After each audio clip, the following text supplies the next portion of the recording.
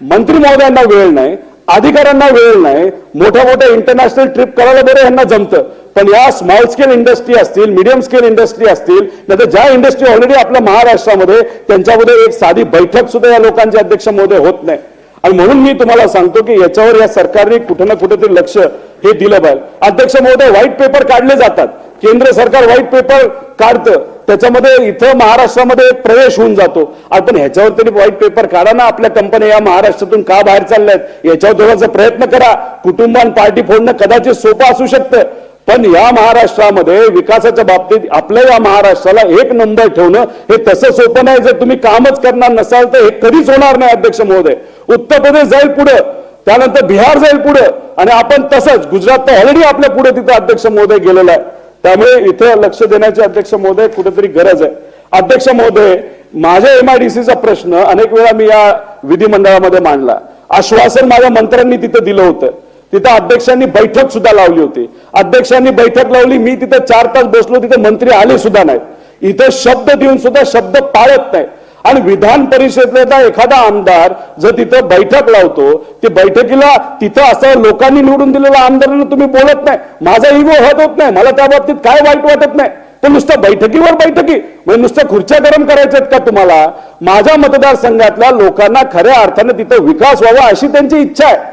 आणि मग MIDC आल्यानंतर आपल्याला हाताला काम मिळेल ही जर इच्छा त्यांची असेल आणि त्याच्या बाबतीत नुसतं राजकारण होत असेल तर मानसिक ताप माझ्या मतदारसंघातल्या लोकांना तिथं होतोय. आणि इथं मुद्दा मांडला की लगेच तिथं बैठक लावतात. आपण बैठक लावून करता काय? जर तुम्ही निर्णय घेणार नसेल तर त्याचा फायदा सामान्य लोकांना कधी होणार? अध्यक्ष महोदय, नुसतं आपण राजकारण जर करत राहिलो ना तरी कोणाचंही काय भलं होणार नाही. राजकारण नुसतं करणाऱ्या नेत्याचं भलं होतं, सामान्य लोकांचं कधीही भलं होत नाही. त्यामुळे या MIDCच्या बाबतीत अध्यक्ष महोदय एवढा फॉलोअप तिथं मी केलेला आहे, पत्र व्यवहार केलेला आहे, त्याची EPC बैठक सुद्धा तिथं झालेली आहे, त्यांनी परवानगी सुद्धा दिलेली आहे. मग काय अडचण आहे? 90% 95% काम झालं असेल तर साधी तुम्हाला सही करता येत नाही का? मी विरोधात आहे म्हणून आम्ही भूमिका बदलत नसेल, पण माझी भूमिका माझ्या मतदारसंघातल्या लोकांच्या बाजूनी तर सरळ आहे, त्यांच्या बाजूची आहे. आणि तुम्ही म्हणता विकास करायचा, विकास करायचा, करा ना विकास. साधी सही करायला तुम्हाला काय लागतं? सगळं रेडीमेड करून टाकलंय, पण नाही करायचं. अध्यक्ष महोदय, तुम्ही मला शब्द दिला होता 15-20 मिनिटं बोलायचं. अध्यक्ष महोदय, तिथे आम्ही बोलणार, त्यामुळे आम्ही आमच्या लेवलला तिथे फॉलोअप अध्यक्ष महोदय सुरू केला. आता जर प्रायव्हेट इन्व्हेस्टमेंट येत नसेल, प्रायव्हेट तिथं लोकांना हाताला काम मिळत नसेल तर मुलांनी काय करायचं? तर स्पर्धा परीक्षेसाठी प्रयत्न करायचा. कुणीतरी पोलीस होण्याचा प्रयत्न करते, गुंडागर्दी त्यांना संपवायची, कोणातरी तहसीलदार बनायचंय, कोणातरी तलाठी बनायचंय, शेतकऱ्याला मदत व्हावी. अध्यक्ष महोदय, साधी सोपी स्वप्न आहे त्यांची, त्यासाठी कष्ट करतात. आई वडील कमी शिकले असले तरी त्या मुलांना ते शिकवतात. शिकवल्यानंतर पुण्या मुंबई सारख्या ठिकाणी येऊन त्यांना क्लासेसला पैसे देतात. आणि त्यानंतर काय होतं तर पेपर फुटे. अनेक वेळा मुद्दा इथं मांडला, तिथं देवेंद्र फडणवीस साहेबांना सुद्धा हा मुद्दा मांडल्यानंतर आम्हाला उत्तर मिळतं की आजची पिढी सिरियस नाही. 1000 रुपये आम्ही असेच लावतो युवा पिढी तिथं सिरियस होण्यासाठी. अध्यक्ष महोदय, याच्यामध्ये आम्ही अनेक पुरावे अध्यक्ष महोदय तिथं दिलेत. हे सगळे पुरावे ज्याच्यामध्ये FIR केला गेला.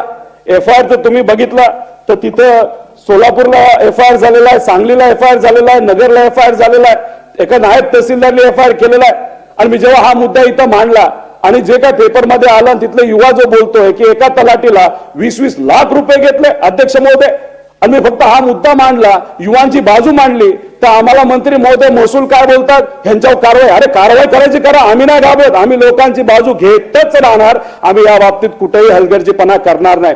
त्यामुळे माझ्यावर कारवाई करून जर ह्याच्यावर SIT लागत असेल, ह्याच्यावर कुठेतरी लक्ष दिलं जात असेल, ह्याच्यावर जर इन्व्हेस्टिगेशन या पेपर फुटीवर होणार असेल तर मी जेलमध्ये पण जायला तयार आहे, पण या बाबतीत SIT झाली पाहिजे. आणि जर एखाद्या मंत्र्यावर उलट बोलून, त्यांच्यावर बोलून SIT सहजपणे जर बसत असेल तर हो, आम्ही म्हणतो या सरकारने या बाबतीत भ्रष्टाचार केलेला आहे. तर नसेल केला तर SIT लावा. मग का तुम्ही पेपर फुटी थांबवू शकत नाही? अध्यक्ष महोदय, या पेपर फुटीच्या बाबतीत तुम्ही बघितलं तर अमरावतीला ARN नावाचं एक सेंटर आहे, त्याच्या तलाठी भरतीच्या वेळेस तिथं पेपर फुटला होता. आम्ही हा मुद्दा मांडला, आम्ही याच्यावर बोललो, पण त्याच्यावर कुणी काय कारवाई केली नाही. जेव्हा तिथं जलसंधारण विभागाची तिथं परत एकदा पेपर घेणार होता अध्यक्ष महोदय, 1000 मुलांनी आम्हाला फोन केले. मला ना या सगळ्या आमदारांना फोन केले असेल, काय म्हणले, ह्या सेंटरवर पेपर फुटी झाली, तिथं परीक्षा घेऊ नका, तिथं परत काहीतरी घोळ होईल. अध्यक्ष महोदय जसं बोललो तसं झालं, तिथं परत पेपर फुटला. अधिकारी कोण होता, तर त्याच विभागाचा प्रशांत नावाचा एक अधिकारी त्यांनी तिथं पेपर फोडला. अहो काय या गरिबाली चुकीचं केलं अध्यक्ष महोदय, का पेपर फुटी सातत्याने होते. अध्यक्ष महोदय याच्यामध्ये काय रॅकेट आहे का, याच्यामध्ये काय 100-200 कोटी कमवण्यासाठी, 1000 कोटी कमवण्यासाठी गरिबाचं जर तुम्ही भविष्य अडचणीत आणणार असाल तर सरकारने कुठेतरी त्या बाबतीत जी कमिटी फॉर्म केली त्या कमिटीचा काहीतरी निर्णय घेऊन डायरेक्ट पेपर फुटीच्या विरोधात कायदा करायला काय हरकत आहे. कोण थांबवतंय का, तुम्हाला पेपरफुटी करायचीच आहे का, त्याच्यामध्ये भ्रष्टाचार करायचाच आहे, पैसा घेतल्याशिवाय नोकरी द्यायचीच नाही, असं जर ठरवलं असेल तर तुम्ही सांगा. व्यापमचं जर रेकॉर्ड तोडायचं असेल तर या सरकारने ठरवलं तर तुम्ही करा, पण तुम्ही किती केलं तरी आम्ही युवांची बाजू तिथं मांडणारच. पण आपण अध्यक्ष महोदय याच्यामध्ये न्यूट्रल असता मुलांची बाजू घेऊन कुठली तरी कारवाई करण्यासाठी या सरकारला तिथं अध्यक्ष महोदय सांगा. मुंबई उच्च न्यायालय सहाय्यक परीक्षा, महाराष्ट्र जल संपदा विभाग, पीएचडी फेलोशिप परीक्षा, सार्वजनिक बांधकाम, तलाठी भरती, या सगळ्या गोष्टीमध्ये अध्यक्ष महोदय तिथं पेपर फुटी झाली. अध्यक्ष महोदय या सगळ्या गोष्टींकडे कुठे लक्ष द्यायची जरूर. अध्यक्ष महोदय एमपीएससी आम्हाला असं वाटतं की ते सगळ्यात न्यूट्रल एक संघटना आहे, संस्था आहे.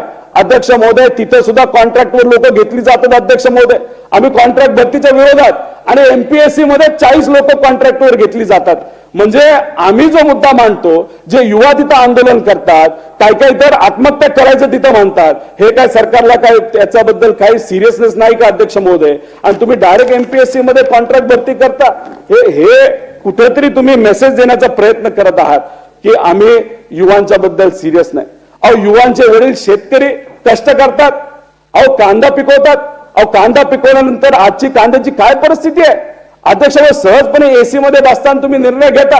अहो अध्यक्ष महोदय आज देशामध्ये 13 लाख हेक्टरवर 230 लाख क्विंटल कांद्याचं उत्पादन होतं, आणि आपल्या या देशामध्ये 195 क्विंटल कांदा, लाख क्विंटल कांदा तिथं लागतो. अध्यक्ष महोदय 35 लाख क्विंटल कांदा आज अतिरिक्त आहे.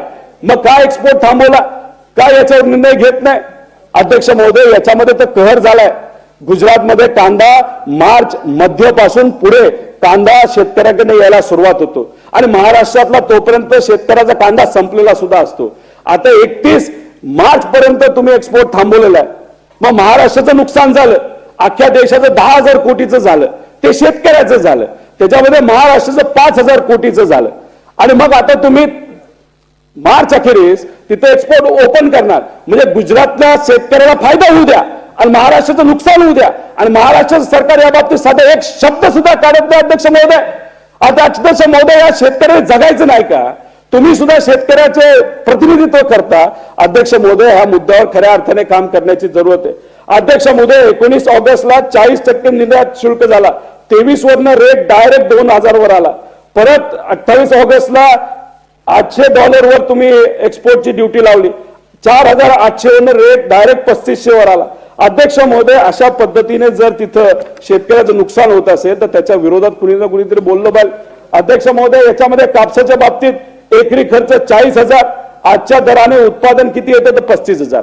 5,000 वर्षाला जर शेतकरी कमवत असेल त्याच्यावर अध्यक्ष महोदय कसं काय होणार.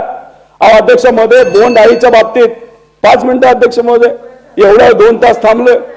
बोलू द्या ताई, बोलू द्या. जर तुम्हाला असं वाटत असेल शेतकरी आणि युवांच्या बद्दल बोलणं मी चुकीचं बोलत असेल तर तुम्ही सांगा, आपण रेकॉर्डवर आणू. आम्ही जे बोलतोय ते चुकीचं बोलतोय, तुम्ही सांगा. आम्ही सरकारची बाजू घेत नाही म्हणजे आम्ही चुकीचं, अरे पण आम्ही गरिबाची बाजू घेतोय ते महत्वाचं नाही का अध्यक्ष महोदय. शेलार साहेब बोलले, राजकीय बोलले, मी राजकीय कुठं बोलतोय, मी फक्त वस्तुस्थिती मांडतोय ताई साहेब. बोला बोला. अध्यक्ष महोदय बोंड अळीच्या बाबतीत मोठ्या प्रमाणात बोंड अळी आपल्या या राज्यात आणि देशामध्ये अध्यक्ष महोदय आलेली आहे. बोंड अळीमध्ये 30% नुकसान होतं. अध्यक्ष महोदय आज आपण बघितलं तर ब्राझील, अमेरिका हे देश BG 7 वर पोहोचलेले आहेत आणि आपण 2 का 3 वर आहोत. अध्यक्ष महोदय याच्यावर जर लक्ष नाही दिलं तर बोंड अळी संपून टाकेलो. ती राज्याला संपवत नाही, ती शेतकऱ्याला संपवते अध्यक्ष महोदय. आणि कपाशीचा रेट आज किती आहे, जो 10 वर्षापूर्वी होता तोच आज आहे. पेट्रोलचा रेट तेवढा राहिलाय का, फर्टिलायझरचा रेट तेवढा राहिलाय का, डिझेलचा रेट तेवढा राहिलाय का अध्यक्ष महोदय. सगळ्याचे रेट वाढले पण कपाशीचा रेट वाढू शकला नाही. अध्यक्ष महोदय सोयाबीनच्या बाबतीत 18-19 मध्ये 1 एकर लागवड केली तर उत्पादन 8 क्विंटल होत होतं. 23-24 मध्ये 1 एकरावर 6 क्विंटल होतं. खर्च 18,000 होता. आज तो खर्च 24,000 ला अध्यक्ष महोदय गेला. त्यावेळेस भाव 7,000 होता आणि इथं डबल भाव करायचं या सरकारने तिथे सांगितलं आणि आज रेट किती तर 42 अध्यक्ष महोदय रेट आहे. उत्पन्न 56,000 त्या काळामध्ये होतं. नफा 38,000 होता. आज उत्पन्न 25,000 आहे. नफा 1,200 रुपये अध्यक्ष महोदय. मग याच्यावर आपण बोलणार नाही का? तसा शेतकरी आत्महत्याचा विषय अध्यक्ष महोदय एकनाथ शिंदे साहेब बोलले होते, मी आल्यानंतर एक सुद्धा आत्महत्या होणार नाही. बऱ्याच गोष्टी आपल्या हातामध्ये नसतात. एक आत्महत्या झालीचं अध्यक्ष महोदय दुर्दैव आहे, पण आकडे वाढतच चाललेत अध्यक्ष महोदय. आपण कर्नाटकात बघितलं 2021 ला 917 होते, 22 ला 968 झालं, नोव्हेंबर 23 ला 450 झालं. पण महाराष्ट्रामध्ये हा आकडा अध्यक्ष महोदय वाढतच चाललाय. 14 आणि 19च्या 5 वर्षामध्ये 5,000 आत्महत्या शेतकऱ्यांनी केल्या आणि 19-22 मध्ये 2.5 वर्षामध्ये 1,600 आत्महत्या झाल्या. अध्यक्ष महोदय मी म्हणतो एक आत्महत्या तरी झाले, पण ह्याचं काम करा.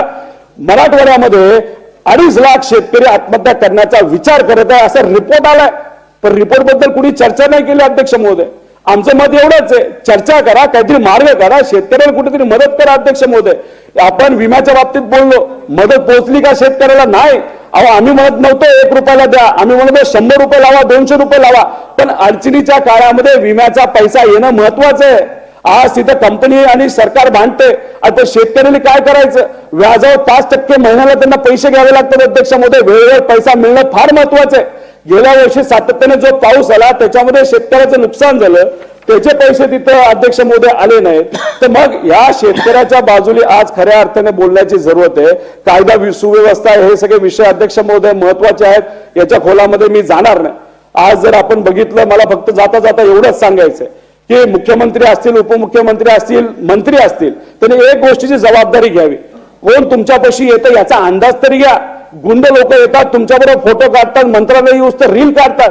समजूया, असं समजूया मंत्र्यांना माहित नाही, पण अध्यक्ष महोदय तो फोटो बाहेर गेल्यानंतर बाहेर एक संदेश जातो, हे सरकार गुंडाचं ऐकते, गुंडाला कुणी हात लावणार नाही. अध्यक्ष महोदय एक पुण्याचा कुठला तरी गुंड त्यांनी कितीतरी मर्डर केले. सीपीला जेव्हा बोलवलं, सीपीकडे जाताना भला मोठा ताफा येऊन गेला, रील बनवला, परेड केली आणि दुसऱ्या दिवशी रील पब्लिक केली.